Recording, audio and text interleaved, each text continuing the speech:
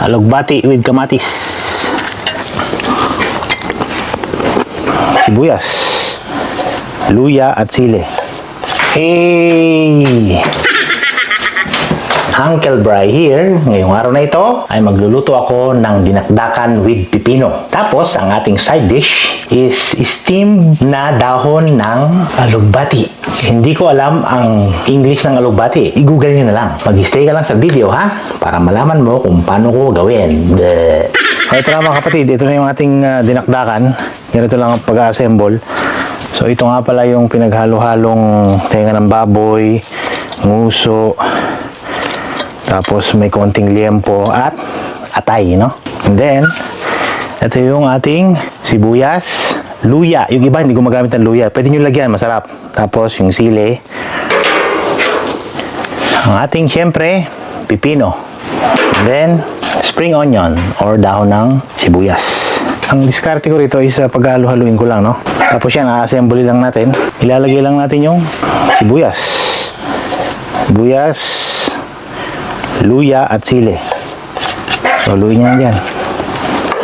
Tapos, lagyan nyo lang yung ating pipino, ang ating spring onion. So, luya nyo lang yan.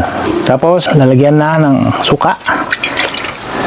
Tansyahan na lang, no? Kung ano yung gusto nyo asim.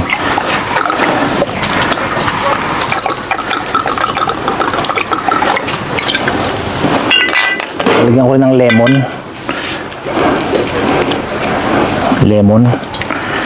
Ayan, nabibili ito sa mga superstore, mga kaibigan ko dyan sa Regina.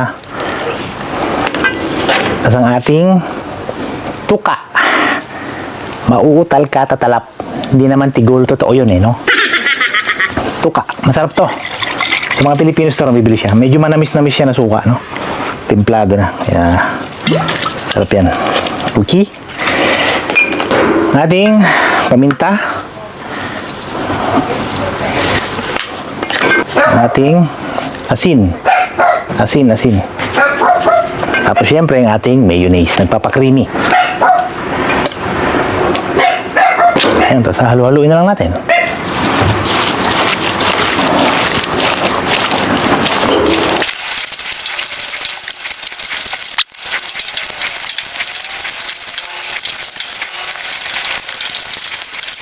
So ayan na siya. Okay, tikman nyo na lang. Tapos pag kulang pa yung alat tsaka yung asim, kayo na bahala magdagdag, no?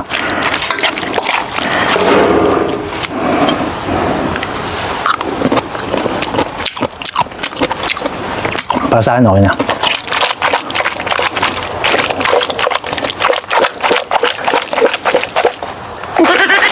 Huluin nyo na lang dito.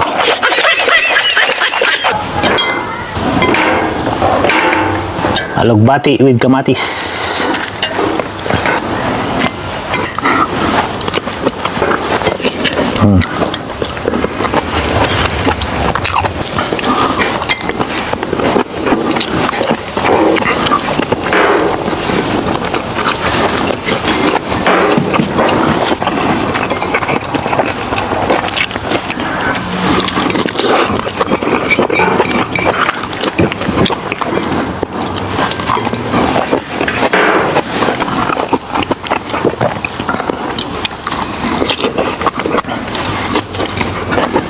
Diba? Pinas na lang kaya mo paano nito.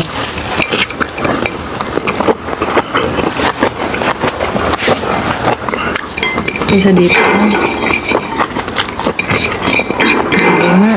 Siyempre, libre.